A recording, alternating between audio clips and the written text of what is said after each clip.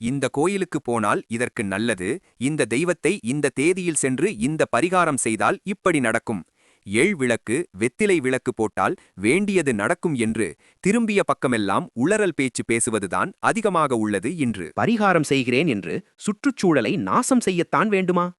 இந்த சடங்கு பரிகாரம் எல்லாம் எந்த நூலில், எந்த சித்தர், எந்த ஞானி சொன்னார் என்று கேட்டால் அவர்கள் நவ துவாரங்களையும் மூடிக்கொள்வார்கள். ஏனென்றால் அப்படி யாரும் எந்த இடத்திலும் கூறவில்லை. உண்மையில் நம் சித்தர்கள் சொன்னது என்ன?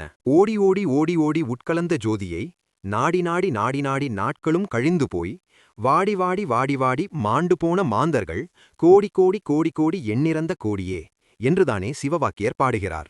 வெளியே இறைவனை தேடும் நம்மில் எத்தனை பேர் நம்முள்ளே இறைவனை தேட முற்பட்டோம்? உள்ளூரில் இருக்கும் கோயிலை விட தொலைதூரத்தில் உள்ள கோயிலுக்கு செலவு செய்து போனால்தான் புண்ணியமா? வாசிதனை பார்த்து மகிழ்ந்து உண்ணத்தான் போற்றாமல் காசி வரை போய் திரிந்து காலழுத்தேன் பூரணமே என்று பட்டினத்தார் புலம்புகிறாரே, அப்போது கோயில் உண்மையில் எதற்கு? சித்தர்களும் ஞானிகளும் என்ன கூறுகிறார்கள்? பின்வரும் பதிவுகளில் சிந்திக்கலாம்.